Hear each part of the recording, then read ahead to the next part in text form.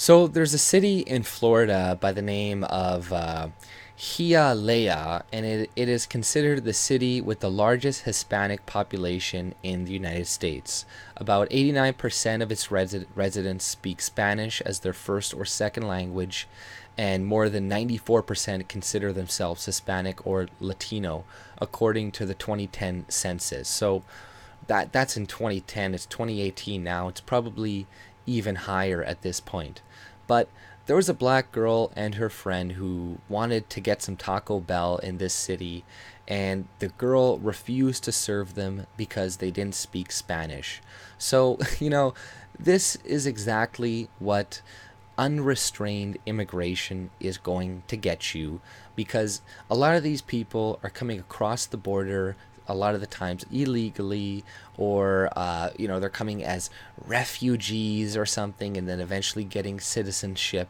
So many of them come in so fast that they don't have time to integrate. They go into their own little communities. They only hire people who speak Spanish, and then they pretty much exclude everybody else, so they're forced to move. And honestly, normally I wouldn't have a problem with people discriminating. I think people should have the right to do that. But the problem is, these people are coming in to America and they didn't pay into the system whatsoever. They're getting a lot of benefits that the taxpayers are paying for, that they are using, but at the same time, then they're discriminating people. So, you can't have both. You can have one or the other. Either you want to discriminate and all this stuff, but you won't get all the benefits and subsidies and all the money from the federal and state governments. So it's like, if we can't do it to you, then you shouldn't be able to do it to us. But this is a taste of what the future is going to hold if you do not stop immigration right now and don't reduce it and give people time to at least assimilate. Because people, they are tribalistic. They will go into little groups. They will balkanize. And that city now is pretty much theirs. Like the girl, when she was talking to the black girl, she's like, "This is Hialeah." Like telling her essentially, "This is our place. We speak Spanish here, so do you." So they've already claimed it. A lot of people from South America and Central America, they think America is already theirs. Mexico, they're like, "Oh, we used to own California and all this, and it's ours, it's technically ours, blah, blah, blah." So they're just trying to come in. They're going to invade, have a bunch of kids, and take over like that.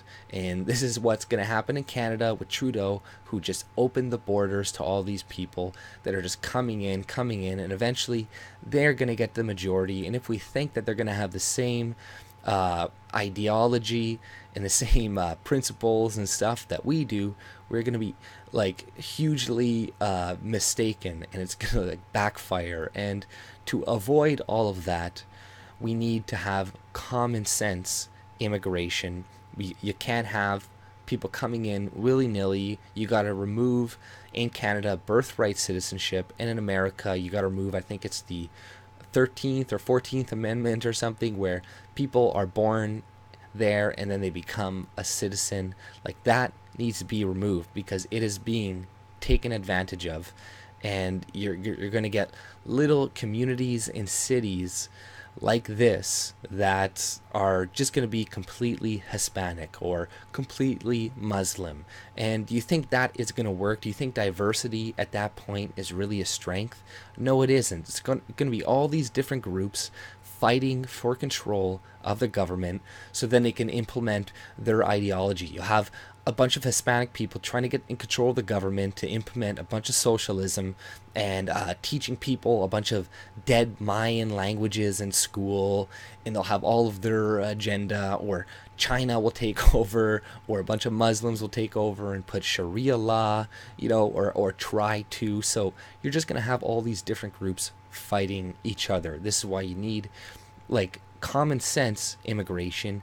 You need people all to have a similar culture. This, like Maxime Bernier is saying stuff like, we need to celebrate the things that we have in common, and stop focusing so much on our differences.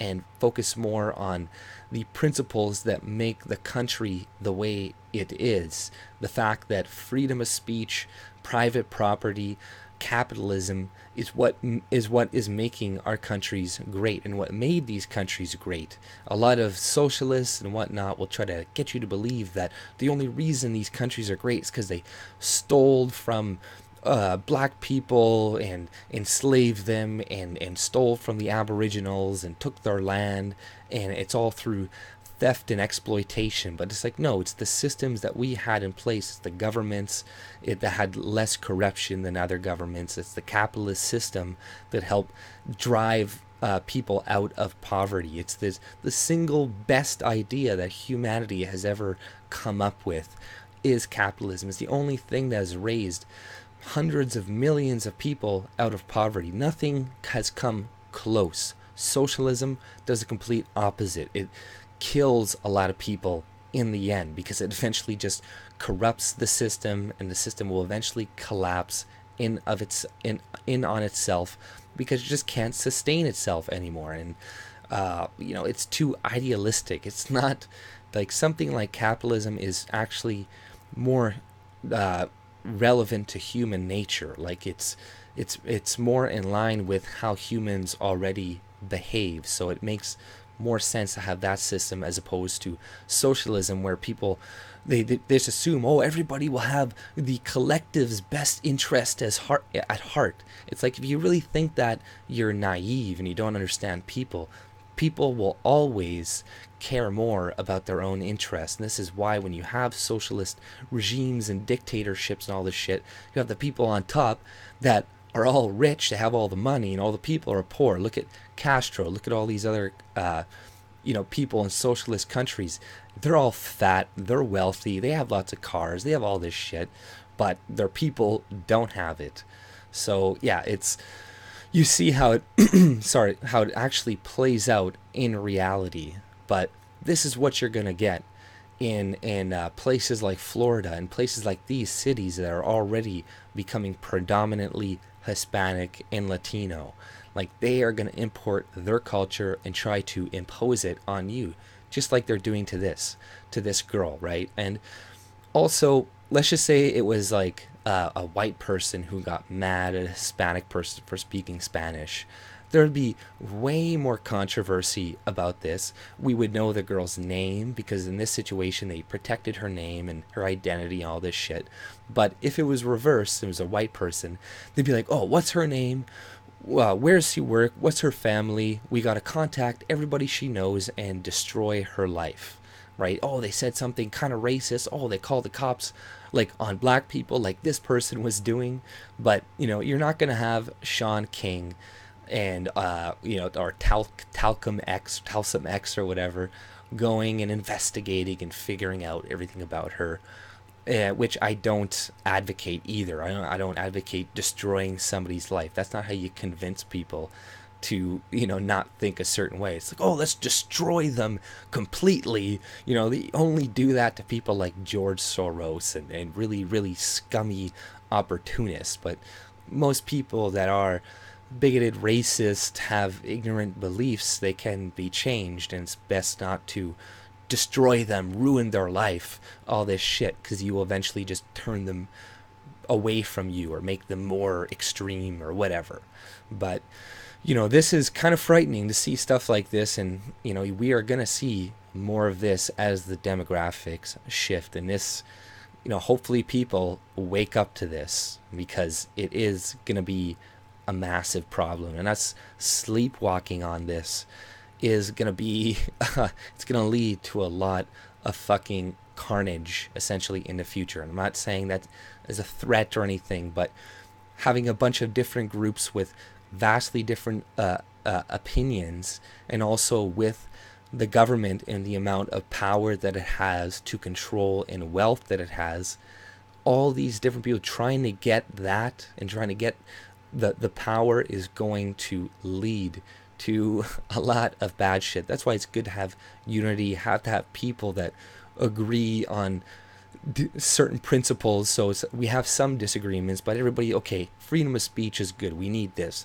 And capitalism, we need this. We all need to agree on certain things like this, and we can have other disagreements about other things. But if we're bringing in too many people with wildly different beliefs like this, then yeah, it's not going to fucking work. And if we assume that when they get the majority that they're going to treat us the exact same, we have another thing coming. You know, you already see this in that fucking city. They're already refusing people, and this is how it's been going on for years and years and years. Like, these, you know, try to get, if a white person hires only white people, you're going to have people suing them, looking into them, investigating them.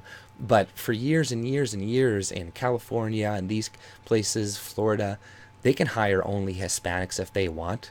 Like, they can get away with that. Nobody's going to look into them and say that's racist, but they've been allowed to do this for a long time while getting money from taxpayers of America who have been there for generations, paying into the system for generations, and you know, primarily white men as well. So it's like, you know, you're sucking them dry while giving them the finger at the same time. But that's all I pretty much had to say. If you like my content, subscribe and have a good day. See ya.